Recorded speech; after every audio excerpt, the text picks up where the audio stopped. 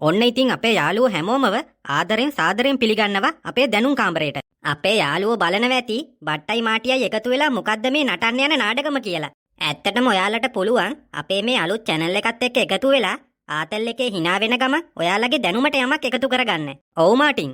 අපි මේ channel එකෙන් අරුම පුදුම දේවල් එතකොට දැනුම සම්බන්ධ දේවල් තමයි අරන් එන්නේ. එහෙනම් කට්ටියම subscribe කරලා set වෙන්න. ඉතින් බට්ටෝ අද මොනවද අරන් ආපු විස්තර? අද මං අරන් ආවා මාටියෝ මේ සත්ත්ව ලෝකේ ඉන්න අරුම පුදුම සත්තු කීප දෙනෙක් ගැන විස්තර. ෂා නියමයිනේ. ලොකු සත්තුද පොඩි සත්තුද? අද නම් ගෙනාවේ පොඩි සෙට් එකක්. හැබැයි මෙයාලගේ වැඩ නම් පොඩි නෑ. පට්ට පොරවල් ටික. සිරාවට එහෙනම් බලන්නම වටිනවා.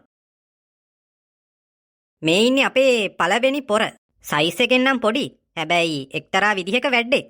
මොකෙද්ද බම් මේ? තනකොළ පෙත්තෙක්ද? තනකොළ පෙත්තෙක් වගේ පෙනුනට මෙයා ඊට වඩා දරුණු ඩයල් එකක්. මචං මේ තමයි වන්දා. වැන්දා?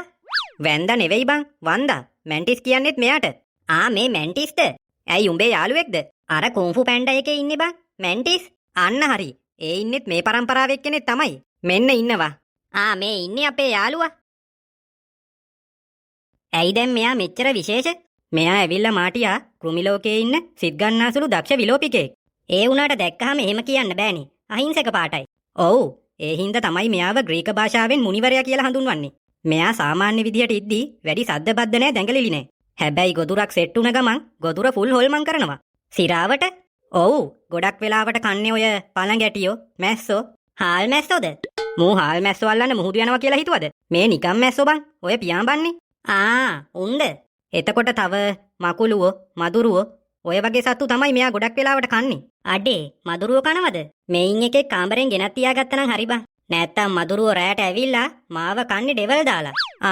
මූව කාමරෙන් තියන් ඉඳලා උදේ වෙනකොට උඹේ ඔළුව කාලා තියෙයිද දන්නේ. මොකද මූ ඒ જાතියේ ඩයල් එකක්.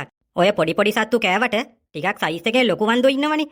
උන් කටුස්සෝ, ගෙම්බෝ, පොඩි කුරුල්ලෝ එහෙම දඩයන් කරනවලු. සිරාවට මේක බලහංකෝ.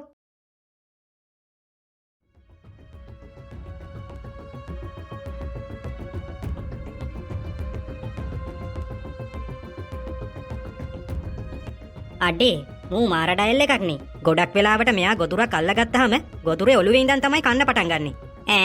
හිතුවට වඩා භයානක ඩයල් එකක්නේ. මෙයා ගොදුරක් දැක්කහම සද්ද නැතුව ළඟට එනකන් ඉඳලා මිලි තප්පර ගානකින් පැනලා අල්ල ගන්නවා. ඒ වැඩේ ලේසි වෙන්න මෙයාගේ අත්වල උල් කටු වගේ තියෙනවා. මොගේ ඔළුව බලහංකෝ බං. පිටසක්වල ජීවියෙක් වගේ. වන්දාගේ ඔළුව මචං අංශක 180ක් විතර කරකවන්න පුළුවන්ලු. සිරාවට උඹ දන්නවද වන්දාගේ තියෙන පුදුම හිතෙන සීන් එක? ඒ මොකද්ද? වන්දා කපල් මචං සංසර්ගය කරාට පස්සේ වන්දාගේ ගෑනු සතා පිරිමි සතාව කනවා. මොකද්ද යකෝ ඒ අපරාදේ? ඒක තමයි මාටියෝ කියන්නේ මේ ස්වභාවික ලෝකේ හරිම පුදුම සහගතයි කියලා. ඇයි ඉතින් එහෙම නවනිංගිරා වැඩක් කරන්නේ? යකෝ වෙඩින් එකක් අරන් ළමයි හැදුවට පස්සේ මිනිහව කෑවා වගේ වැඩක් නෙමේක. ගොඩක් වෙලාවට සංසර්ගයෙන් පස්සේ ගෑනු වන්දට තියෙන අධික බඩගින්න හින්දා පිරිමි වන්දව කනවලු. සමහර වෙලාවට පිරිමි වන්දව සෙට් නෑ කියලා තේරුණාම, ගැලපෙන්නේ නෑ කියලා තේරුණාම එතකොටත් කනවලු. අනේ ඉතින් පුදුම ගෑනු තමයි. පිරිමි වන්දා ගැන දුකත් හිතෙනවා. තව මෙයාලට පුළුවන් මාටියෝ එයාලා ඉන්න පරිසරයට ගැලපෙන විදිහට අනුවර්තනය වෙන්න. ඒ කියන්නේ මෙන්න මේ ටික බලන්නකෝ.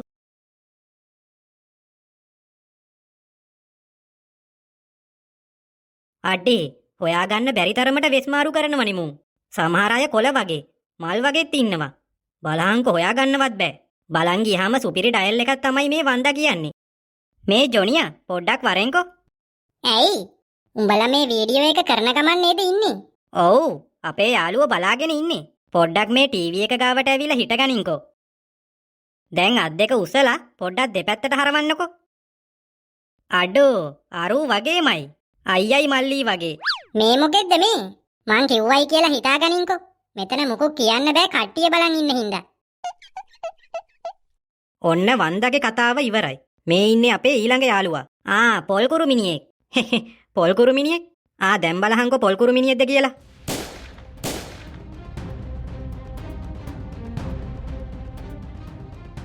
අඩෝ මොකෙද්ද බම් මේ? මේක වෙඩි තියෙනවද? මූනිකම් පොඩි යුද්ධ ටැංකියක් වගේ. මේ ඉන්නේ බොම්බඩිය කියන කුරුමිනියා. මොකද්ද බං අර වෙඩි තියෙන සීන් එක? පස්ස පැත්තේ මැෂින් ගන් එකක් හයි කරලා තියෙන්නේ. සිරාවට අනේ කියපන්කෝ. ඒ වගේ තමයි. මේ කුරුමිනියා මචං එයාට මොන හරි තර්ජනයක් දැනුණ ගම නැත්තම් කවුරු හරි මෙයත් එක්ක ගේමට ආවොත් එහෙම මෙයාගේ පිටිපස්සෙන් විෂ රසායනික ද්‍රාවණයක් එළියට විදිනවා. ඒ ද්‍රාවණය හෙන විසයි. අනිත් එක සෙල්සියස් අංශක 100ක විතර උතුරන උෂ්ණත්වයෙන් තියෙන්නේ. පොඩියට ඉන්දියට හෙන වසවර්තියෙක්නේ. එතකොට එච්චර ලොකු විසක් තියෙන, එච්චර ලොකු උෂ්ණත්වයක් තියෙන ද්‍රාවණයක් කොහොමද මෙයා තියන් ඉන්නේ? ඒක වෙන්නේ මෙහෙමයි. මෙයාගේ ඇඟ පිටිපස්ස හරිය තියෙනවා කුටීර වගේ අවයව දෙකක්. ඒ දෙකේ හයිඩ්‍රොකිනින් රසායනික ද්‍රාවණයයි හයිඩ්‍රජන් පොරොක්සයිඩ් කියන රසායනික ද්‍රාවණයයි වෙනම ගබඩා වෙලා තියෙන්නේ. මෙයාට තර්ජනයක් දැනුණ ගම අර ද්‍රාවණ දෙක වෙන කුටීරයකට එකතු වෙනවා. ඊට පස්සේ ඒ දෙක ප්‍රතික්‍රියා කළා තමයි අර විදිහේ උණුසුම් විෂ ද්‍රාවණයක් හැදෙන්නේ. ඊට පස්සේ තමයි වෙඩි තියාගෙන යන්නේ පටපට ගාලා. ඔව් ඊට පස්සේ තමයි වටේටම වැඩේ දෙන්නේ. මෙයාගේ පිටිපස්ස අංශක 270කට විතර කරකවන්න පුළුවන්. ඒක නිසා ගානට ඉලක්ක කරලම සතුරට ගේම දෙන්න පුළුවන්.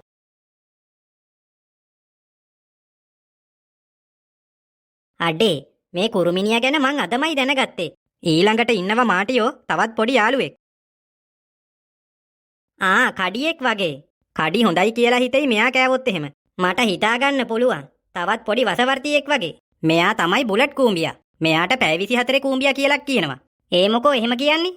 මෙයා කෑවහම ඒ වේදනාව පැය 24ක් විතර තියෙනවලු. එච්චර සැරයිද? මෙයා කෑවොත් එහෙම වෙඩි උණ්ඩයක් වැදුනා වගේ වේදනාවක් එනවලු. සිරාවට මාව කෑවොත් එහෙම මං බයටම මැරෙයි. උඹ දන්නවද? මෙච්චර සැර කූඹියව අරගෙන බ්‍රසීලයේ ගෝත්‍රයක සාම්ප්‍රදායික චාරිත්‍රයක් කරනවා. ඒ මොකද්ද බං? කූඹියව ඔලු උඩ තියන් නටනවද? ඔලු උඩ තියන් නටනව නම් බැරිය. ඒ ගෝත්‍රයේ ඉන්න පිරිමි ළමයි මචං වැඩිහිටිභාවයට පත් වුනහම සාම්ප්‍රදායික චාරිත්‍රයක් විදිහට ඔය බුලට් කූඹි පිරුණු අත්වැසුම් දෙකක් දෙනවලු අත් දෙකට දාගන්න. සිරාවට? ඔව් බං මේ බලහංකෝ.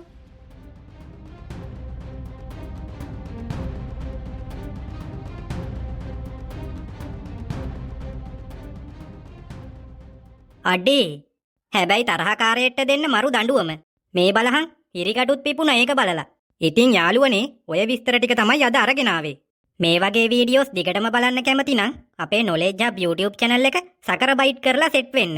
subscribe කරලා සෙට් වෙන්න. අන්න හරි. ඒක කරන්න. බලන් ඉන්න නැතුව දැම්ම කරන්න ඉතින්. එහෙනම් මේ වගේ තව ලස්සන වීඩියෝ එකක් අරගෙන ඉක්මනටම එන්නම්.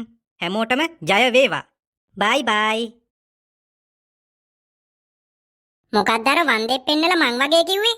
ආදරේටනේ පැටියෝ. හිටපි ආදරේ පෙන්නන්න. මේ ඕක නවත්තපන්. රෙකෝඩින් එක නැවතිලත් නෑ. යාළුවෝ බලන් ඉන්නේ. අනේ සමා වෙන්න යාළුවනේ. අයියෝ ජොනි ඔය මාටියාගේ කොණ්ඩේ අතෑරපන්.